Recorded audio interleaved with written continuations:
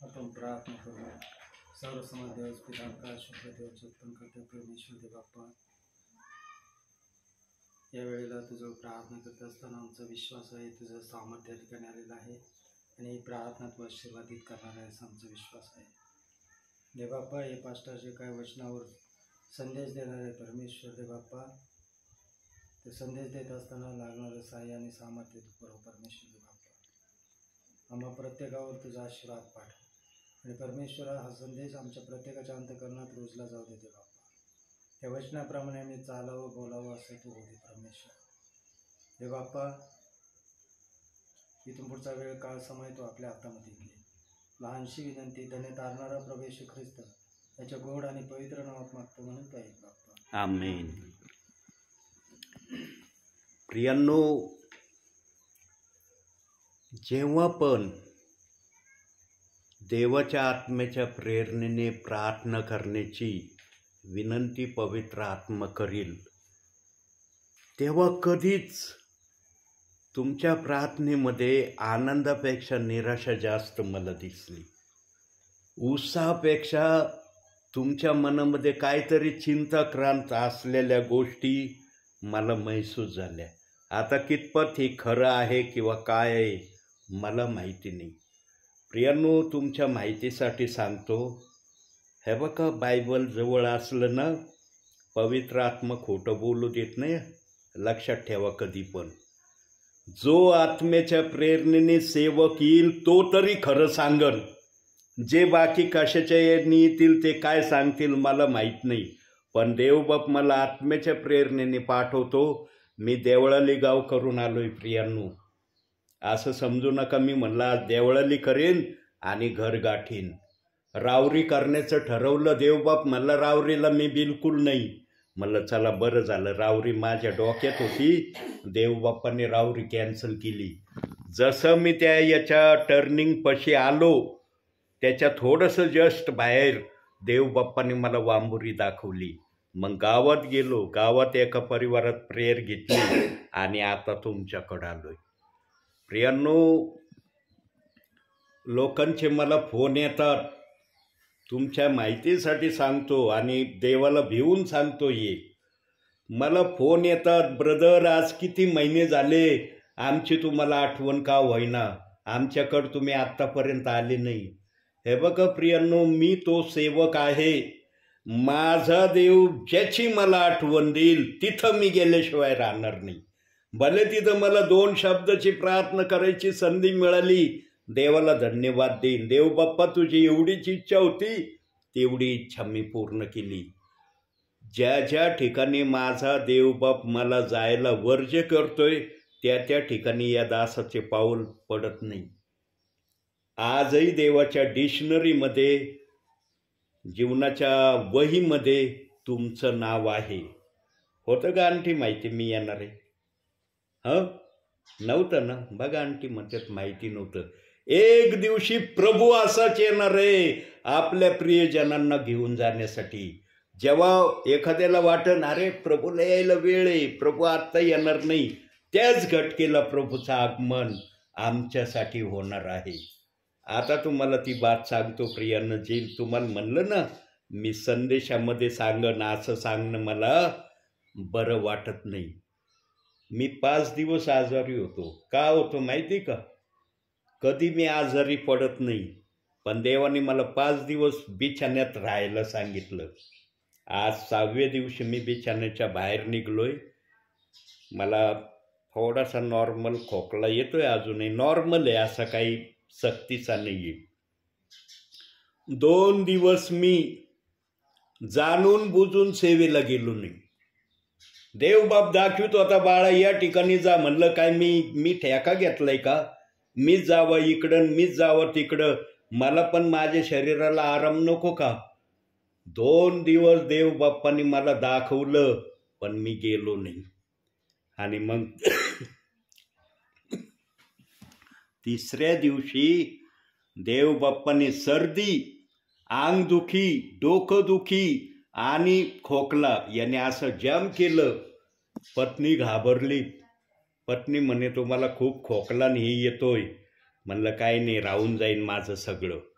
राहीन या अपेक्षेने राहिलो, परंतु ते राहिलं नाही. मग आयुर्वेदिक जेव्हा औषध आणले मी ते घेत राहिलो, तेव्हा आज सकाळी मला एकदम ठणठणीत वाटल्यासारखं वाटलं. तरी खोकल्याची थोडीशी उबळ येते अजूनही, पण म्हणलं आज जरी खोकल्याची उबळ येते, घरच्यांना म्हणलं मी आज सेवेला जाईन.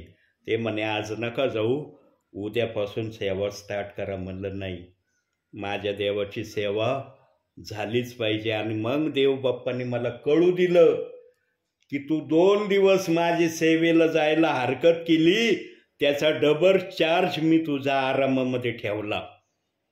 प्रियांनो, का मी तुम्हाला नेहमी सांगत असतो जाताना की माझ्यासाठी प्रार्थना करा. प्रियांनो, जेवढे हल्ले सैतानाचे तुमच्यावर नाही ना, इतके हल्ले सैतान सेवकावर करण्याची योजना तयार करतो. त्याला माहिती आहे सेवकच एक असा अंतिम समयाचं माध्यम देवबाप्पांनी ठेवलेलं आहे की याच माध्यमातून विश्वासणाऱ्यांना स्वर्गात येण्याचा रस्ता सेवक दाखविणार आहे. प्रियांनो, भावी जीवनामध्ये कधीच या पवित्र शास्त्राची हेळसाळ करू नका. कधीच या पवित्र शास्त्रातल्या कोणत्याही शब्दाला आपल्या हृदयापासून दूर ठेवू नका. हे शास्त्र देवबाप्पाने आम्हाला आमच्या भावी जीवनामध्ये आम्ही कसं प्रभूमध्ये वाटचाल करावी यासाठी दिलेलं आहे. पण दुर्भाग्य की आज काही विश्वासणारे पवित्र शास्त्राला हात लावित नाही, पवित्र शास्त्राचं वचन वाचित नाही. बघा, एक वचन बघूया आपण. नीतिसूत्रे 16वा अध्याय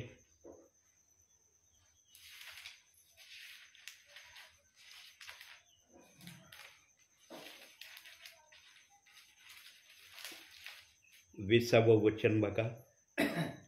जो वचनाकडे लक्ष पुरवितो त्याचे कल्याण होते, जो परमेश्वरावर भाव ठेवतो तो धन्य. जो वचनाकडे लक्ष पुरवितो त्याचं काय होतंय? काय म्हणतोय पवित्र आत्मा? कल्याण होते, कल्याण. तो किती अडचणीत असला, किती समस्येत असला, किती चिंतेमध्ये असला, त्याच्या जवळ अनेक तऱ्हेचे प्रॉब्लेम असले, पण देवाचा एक शब्द त्या विश्वासणाऱ्याला सांगत आहे की तू वचनाकडे लक्ष देतो ना, तुझं कल्याण झाल्याशिवाय राहणार नाही. पण आज किती जण वचनाकडे लक्ष देतात? किती जणांना वाटतं मला वचनाकडे लक्ष द्यायचंय, वचनाप्रमाणे आचरण करायचंय, जे वचन सांगितलं आहे त्याप्रमाणे मला वागायचं आहे. प्रियांनो, जो व्यक्ती आपल्या भावी जीवनामध्ये देवाला आपल्या कृतीतून संतोषवित नाही, त्या विश्वासणाऱ्यांसारखा दुर्भाग्य व्यक्ती या भूतलावर कोणी नाही. पण जो कोणी विश्वासणारा आपल्या भावी जीवनामध्ये प्रभूला खुश करतो, संतोषवितो, त्याच्यासारखा आशीर्वादित पण या भूतलावर कुणी नाही. म्हणून मोशेने यहोशुवाला सांगितलं होतं, तुझ्या समोर शाप आणि आशीर्वाद, जीवन आणि मरण ही मी ठेवत आहे, त्यातून तू जीवन निवडून घे. आणि यहोशुवाने जीवनच निवडून घेतलं. म्हणून त्याला काय करता आलं यहोशुवाला? बघूया जरा पुस्तकातून. यहोशुवाचं पुस्तक जुन्या करार अनुवादानंतर, अनुवाद संपलं की लगी यहोशुवा. नाही फार लांब आली. इकडं पलटा पानं मी सांगतो. अनुवाद पुस्तकाचं ना हे कोणतंही नाव? गणना. हे गणना असन. हा, अनुवाद नाव येईन. आता आला अनुवाद. आता याच्यानंतर यहोशुवा. हे संपलं की यहोशुवा 10वा अध्याय काढा. यहोशुवाचा 10वा अध्याय 12 आणि 13 वचन वाचा. 10वा अध्याय 12-13 2 वचनं.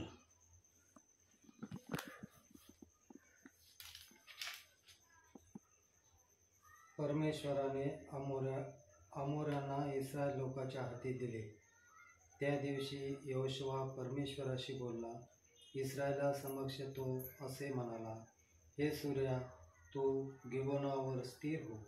हे चंद्रा, तू आयलोनाच्या खोऱ्यावर स्थिर हो. तेव्हा राष्ट्राने आपल्या शत्रूचे पुरे उसने फेडीकेल्या. सूर्य स्थिर झाला आणि चंद्र थांबला. या शराच्या ग्रंथात ही कथा लिहिली आहे ना. सूर्य आकाशाच्या मधोमध सुमारे एक संपूर्ण दिवस थांबला. त्याने अस्तास जाण्याची घाई केली नाही. त्याने अस्तास जाण्याची घाई केली नाही. यहोशुआ कुठं उभा होता? रणभूमीमध्ये उभा होता. आणि सूर्य कुठं होता? आकाशामध्ये हजारो कोटी किलोमीटरच्या अंतरावर सूर्य होता. पण यहोशुआने या ठिकाणातून बोलला सूर्याकडे हात करून, हे सूर्या, आज तू अस्ताला जाण्याची घाई करू नको. कसा ऐकायला गेला असन सूर्याला? आज जर आपण या खोलीत असलो, पलीकडच्या खोलीतल्यांना जर काय ऐकायचं असलं, आपण हळू बोललो तर पलीकडच्या रूममधल्यांना ऐकायला जात नाही.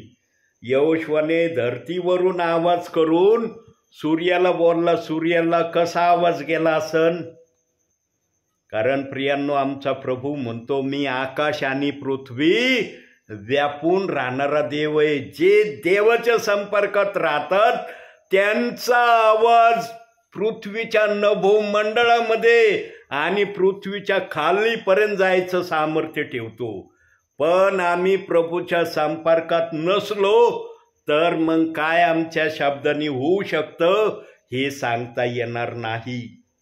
इस्रायली लोकांचा पलिष्टी आणि कनानी या लोकांच्या हातून पराभव होण्याच्या मार्गावर जेव्हा यहोशुआने स्वतःला अनुभवलं, तेव्हा त्याने सूर्याला विनंती केली, आज मावळायची घाई करू नको. आणि सूर्याने ताबडतोब तो शब्द ऐकला.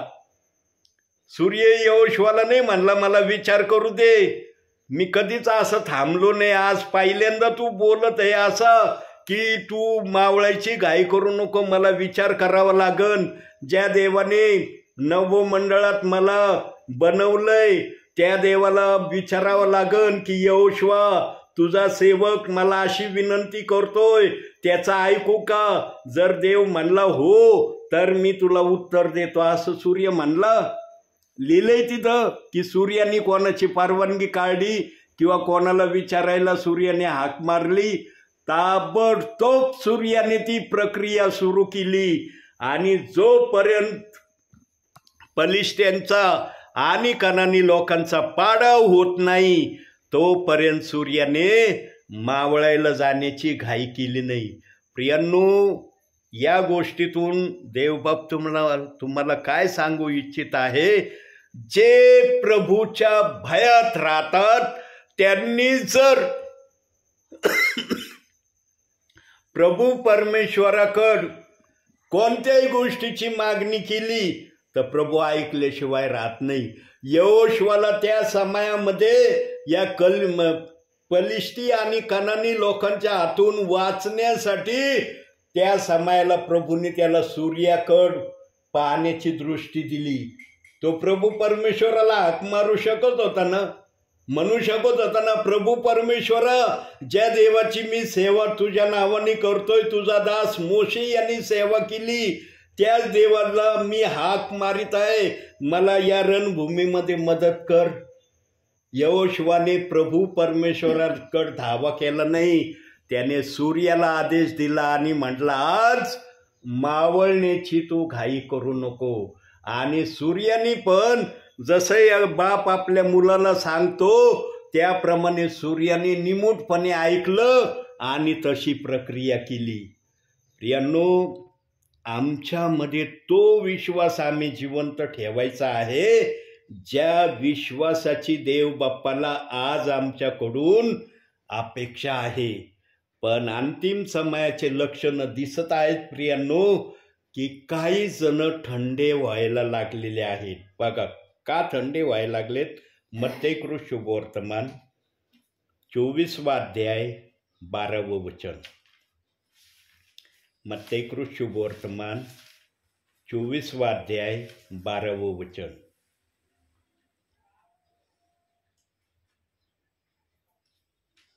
आणि अनिती वाढल्यामुळे पुष्कळाची प्रीती थंडावेल. कशामुळे प्रीती थंडावायला लागली आज? अनितीमध्ये बऱ्याचशा गोष्टी येतात प्रियांनो. अनिती हा शब्द त्या ठिकाणी वापरण्यात आलाय, परंतु या अनितीला बदामासारखं जर फोडलं तर त्याच्यामधून वेगवेगळे प्रकार बाहेर निघतील. सर्वात पहिली अनितीची परिभाषा ही आहे गैरसमज. गैरसमज झाला की मनुष्याची दिशाभूल सुरू होती. दुसरी गोष्ट, त्याच्या मनातून एखादी व्यक्ती उतरली, तिथून त्याची परिभाषा स्टार्ट होती. तिसरी गोष्ट, त्याने आपली दृष्टी परमेश्वराकडे लावणं सोडून दिलं की अनितीकडे त्याची वाटचाल सुरू होते. असे अनेक कारण आहेत, पण अनितीची सर्वात प्रामुख्याने सुरुवात गैरसमजातून होते. प्रियांनो, आम्ही जर ख्रिस्ताची प्रजा आहोत, स्वर्गामध्ये आम्हाला जायचं आहे. काही जणांना तर आज स्वर्गाविषयीचं महत्त्व पण तेवढं राहिलेलं नाही, तेवढा स्वर्गाविषयीचा आनंद उत्साह काही जणांच्या मनातून कृतीतून दिसत नाही मला सेवेमध्ये. प्रियांनो, त्यांना वाटतं येणार आहे प्रभू आम्हाला घेऊन जाईल स्वर्गात. म्हणजे त्यांना एवढा कॉन्फिडेंट राहिलेलं नाही की प्रभू आल्यावर मी खात्रीने स्वर्गात जाणार आहे. प्रियांनो, ज्यांच्यामध्ये कॉन्फिडेंट नसतो ना, त्याचं प्रमुख कारण हे असतं, ते वचनाप्रमाणे स्वतःला प्रभू समोर ठेवत नाही. प्रियांनो, मी नेहमी सांगत असतो माझ्या संदेशातून, जीवनामध्ये तुम्ही सर्वांच्या विरोधात चाला, सर्वांच्या विरोधात काही करण्याची प्रक्रिया करा, परंतु देवाच्या विरोधात कधी चालू नका. आणि देवाला जे मान्य नाही त्या गोष्टी आपल्या जीवनात करू नका. बस एवढ्या 2 गोष्टीची जर खबरदारी तुम्ही भावी जीवनात घेतली ना, तुम्हाला प्रार्थना करा, बायबल वाचन, आज्ञा पालन करा, हे सांगायची गरजच नाही. पवित्र आत्मा तुमच्याकडून या गोष्टी ॲटोमॅटिकली करून घेईल. पण आज किती जणांच्या हृदयात आनंद आहे? किती जणांना वाटतं मला ह्या गोष्टी करणं गरजेचं आहे? प्रियांनो, आज माझ्या लक्षात ही वांबोरी अजिबात नव्हती. देवळाली आणि रावरी हे 2च गावं म्हणलं रस्त्यावरचे आहेत, हे 2 गावं करायचे आणि घर गाठायचं. पण देवाची योजना नेहमी आमच्या योजनेच्या वेगळी असते. देवबाप्पाने मला रावरीत पाय ठेवू नाही दिला. देवबाप म्हणला मी रावरीत नाही. म्हणलं प्रभू तू रावरीत नाही, मग मी कशाला जाऊ रावरीमध्ये? रावरी जवळून आलो, हिवाळ्यांच्या घराच्या जवळून आलो, पण नाही गेलो तिकडं प्रियांनो. कारण माझा प्रभू ज्या ठिकाणी नाही त्या ठिकाणी मी कसं काय जाऊ? आणि जिथं माझ्या ध्यानामनातही नाव नव्हतं त्या ठिकाणी प्रभूने मला आणलंय. म्हणून सिस्टरांना म्हणलं की मी येणार आहे, माहीत होतं का? सिस्टर म्हणलं नाही, नव्हतं माहिती. प्रियांनो, एक दिवशी प्रभू पण असाच आपल्या प्रियजनांना घेऊन जाण्यासाठी येणार आहे. प्रियांनो, येणाऱ्या दिवसामध्ये चर्च कधीच मिस करू नका. चर्चला जाण्याचा कंटाळा करू नका. तुम्हाला प्रार्थनेनंतर मी एक क्लिप पाठवणार आहे. त्या क्लिपमध्ये दाखवलंय चर्चमध्ये काय झालं, चर्चमध्ये कसा प्रकार झाला, चर्चमध्ये विश्वासणारे आणि देवाचे सेवक यांच्यामध्ये काय प्रक्रिया घडली, तुम्ही डोळ्यांनी बघा. प्रियांनो, ही तोलामोलाची घटिका आहे. या घटिकेमध्येच आमचा प्रभू आपल्या लोकांना घेऊन जाण्यासाठी येणार आहे. जे रेडी सापडतील ते जातील, जे रेडी नसणार ते इथं थांबणार आहेत. आणि जे इथं थांबतील ना त्यांची परीक्षा सैतानाकडून 7 वर्ष होणार आहे. आणि सैतान साधी सुधी परीक्षा घ्यायला सुरुवात करणार नाही. अतिशय भयंकर अशी परीक्षा ती असणार आहे. आणि त्या परीक्षेच्या सुरुवातीलाच लोक प्रभू परमेश्वराकडे एका गोष्टीची धाव करणार आहे. ते मी तुम्हाला वचनातून दाखवणार आहे. प्रगटीकरण 9 अध्याय 6 वचन. बघा लोक कसला धावा करणार आहे त्या समयात. 9 अध्याय 6 वचन.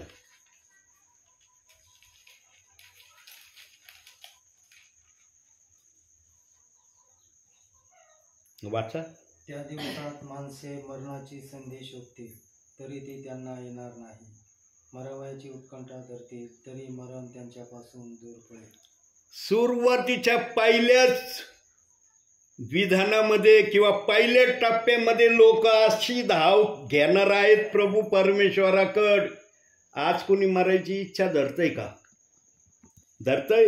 किती आजारी असलं तर दवाखान्यात किती बिल हो, पण पैसे भरून बरे होतात. पण या ठिकाणचे लोक काय म्हणत आहेत? आम्हाला मरण द्या, पण मरण त्यांच्यापासून दूर पळतय. कारण प्रियांनो, जोपर्यंत प्रभू या भूतलावर आपल्या प्रियजनांना घेऊन जाण्यासाठी येत नाही तोपर्यंत प्रभू परमेश्वराने जो शाप दिलाय, आदामाला सांगितलं होतं ते फळ खाऊ नको, खाशील तर मरशील. मरणाचा शाप आजही या पृथ्वीवर आहे. परंतु जेव्हा आमचा प्रभू येणार आहे, आपल्या लोकांना आपल्याबरोबर घेऊन जाणार आहे, तेव्हा या पृथ्वीला जो मरणाचा शाप दिलेला आहे तो मरणाचा शाप पण आपल्याबरोबर तो घेऊन जाणार आहे. आणि मग जे लोक इथं थांबणार आहेत ते लोक अशी ओरड करतील, कारण सैतानाचा जुलूम अतिशय भयानक असणार आहे. म्हणतात ना, सुरुवात जर चांगली असली तर शेवट चांगला होतो, सुरुवात वाईट असली तर शेवटही वाईट होतो. तसं ते जे इथं थांबणार आहेत ते सैतानाची सुरुवात बघताच घाबरतील. अरे सुरुवातच अशी आहे, शेवट कसा होणार आहे? पण त्या समयात मरण येणार नाही. यातना होतील, त्रास होईल, जीव तडफडन, आत्मा तळमळन, पण मरण मात्र येणार नाही. कारण मरण या पृथ्वीवरून प्रभू आपल्याबरोबर काढून घेऊन जाणार आहे. प्रियांनो, प्रभूला पण वाटतं जे जे माझे विश्वासणारे आहेत ते माझे विश्वासणारे माझ्याबरोबरच यावे. परंतु प्रभूला कसे विश्वासणारे हवे आहेत? 1 कोरिन्थीकराचं पत्र 6 अध्याय 11 वचन. याप्रमाणे विश्वासणारे प्रभूला आज पाहिजे आहेत. आणि असे विश्वासणारे तयार होण्यासाठी सेवकांना प्रभू आजही पाठवित आहे. वाचा 6 अध्याय 11 वचन. आणि तुम्हापैकी कित्येक तसे होते, तरी तुम्ही प्रभू येशू ख्रिस्ताच्या नावात व आपल्या देवाच्या आत्म्यात धुतलेले, पवित्र केलेले व नीतिमान ठरविलेले असे झाला.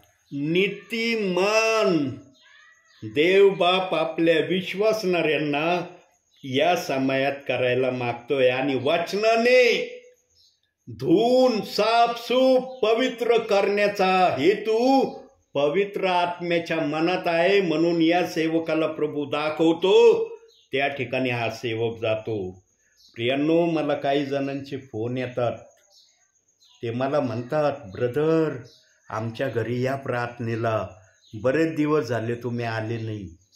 प्रियांनो, लक्षात ठेवा, माणसाला कंटाळा आला ना तर चालन एखाद्याचा, पण जर प्रभूला एखाद्याचा जर कंटाळा आला ना, मग समजून घ्यायचं काय वाचण्याचं परिमाण राहिलेलं नाही. ज्या परिवारात प्रभू जाण्याची इच्छा ठेवत नाही त्या परिवारात हा दास कदापि पाय ठेवीत नाही. आणि कोणाचा फोन जर आला ना तर मी त्यांना काय उत्तर देतो माहिती आहे? फोन आल्यावर देवबाप्पांनी तुम्हाला मला फोन करण्याची प्रेरणा दिली ना, देवबाप्पांनी मला फोन केला पाहिजे, बाळा या परिवारात जा, न फोन करता मी तुमच्या घरी येईन. आणि मग त्यांना शेवटी सांगतो, माझ्यासाठी प्रार्थनेत राहा की पगारे पास्टर आमच्या इथं प्रार्थनेला आले पाहिजे. प्रियांनो, मी कोणाला नाराज करत नाही, पण माझा देव जर कोणत्या ठिकाणी जात नाही तिथं मी कशाबद्दल जाऊ. आणि जर गेलो यदा कदाचित आणि त्या ठिकाणी जर पवित्र आत्म्यातून संदेश आला नाही तर, कारण मी तर संदेश तयार करत नाही, माझ्या डिक्शनरीमध्ये संदेश तयार करण्याची भाषा मी ठेवलीच नाही. पूर्वी तरी संदेश तयार करायचो, पण आता मी संदेश तयार करत नाही. का करत नाही? कारण जेव्हा मी शिष्यांकडे पाहिलं, शिष्य ना संदेश तयार करत होते ना ती कुठली तयारी करायचे, फक्त प्रार्थना करायचे, सेवेला निघायचे. मी म्हणलं, अनफड शिष्य जर अशा प्रकारे तुझी सेवा करण्यामध्ये त्यांना जगाची उलटापालट करता आली, मी जर शिकलेला आहे आणि मी जर शिष्याप्रमाणे सेवा करण्याचा निर्णय घेतला तर मला पण प्रभू बघू दे की मी शिष्यांच्या पावलावर थोडंसं तरी पाऊल देऊन चालण्याचा प्रयत्न करतोय. मला याच्यामध्ये तुझ्याकडून काय मिळतंय, माझ्यासाठी काय आहे. शिष्यांनी तर जगाची उलटापालट केली, मी निदान एखाद्या एरियाची तरी माझ्या हातून उलटापालट होते की काय याची मी प्रतीक्षा करत आहे.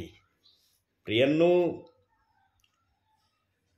देवबाप कोणत्याही गोष्टीची परीक्षा सेवकाच्या सहनशक्तीच्या पलीकड घेणार नाही, मग ती शारीरिक असो या आत्मिक असो.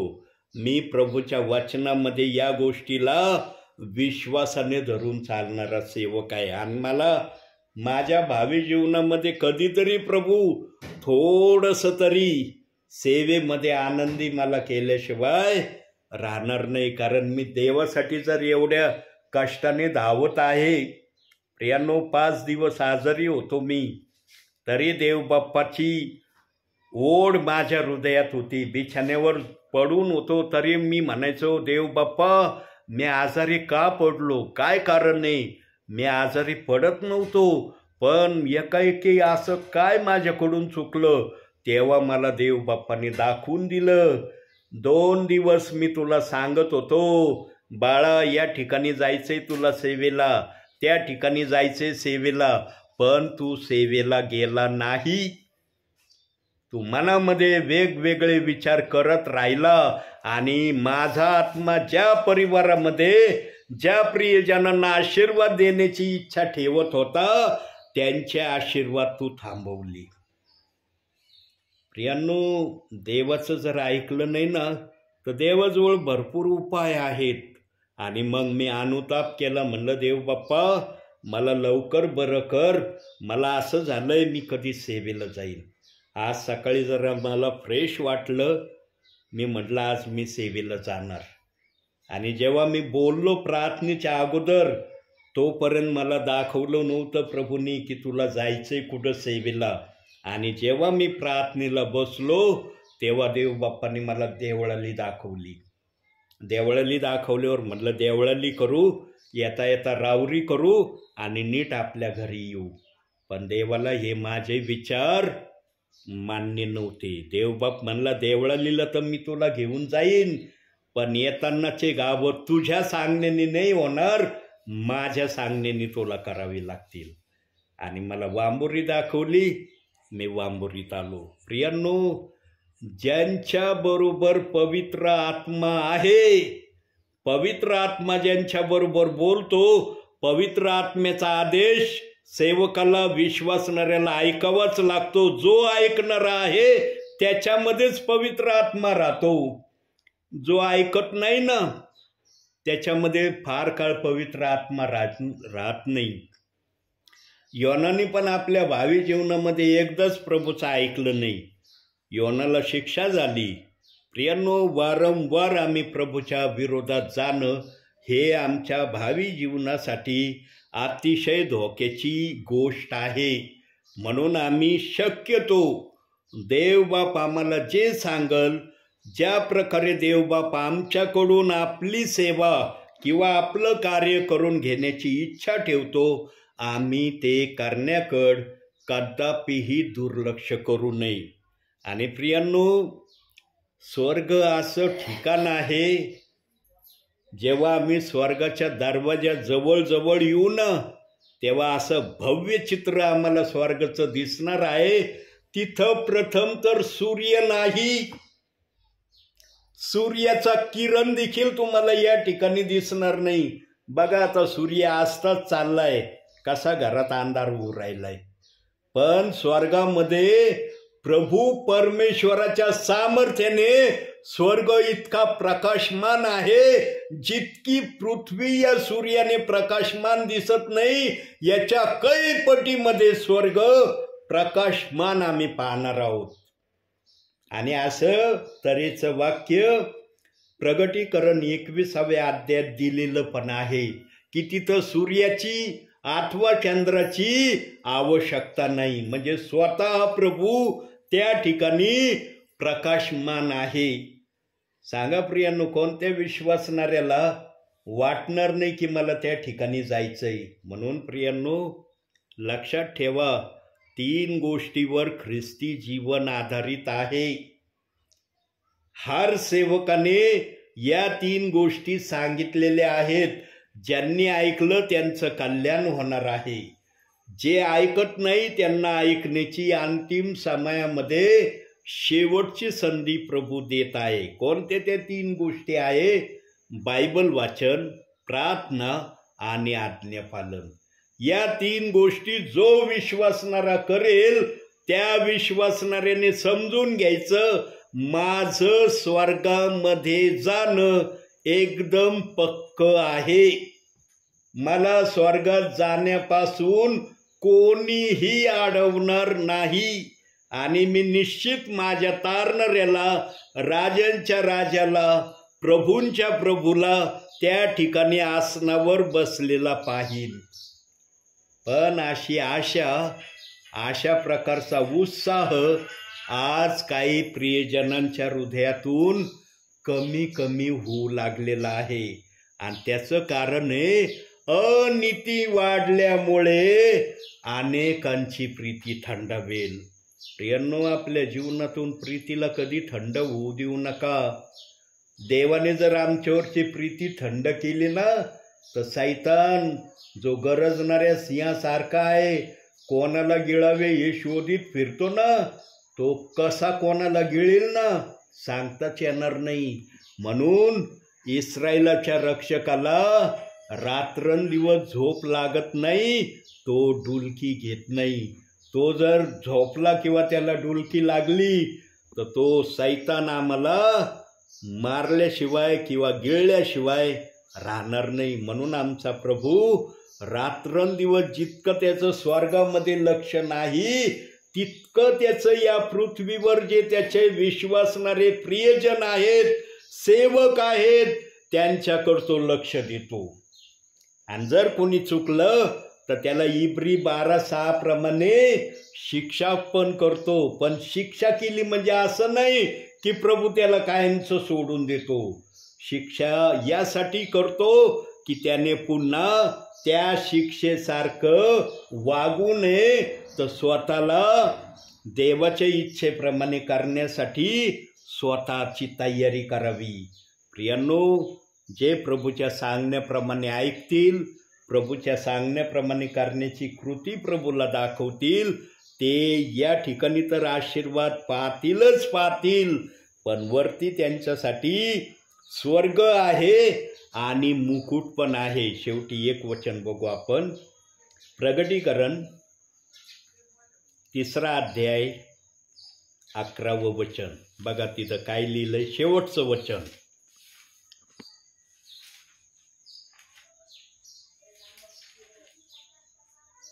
3 अध्याय 11वं वचन.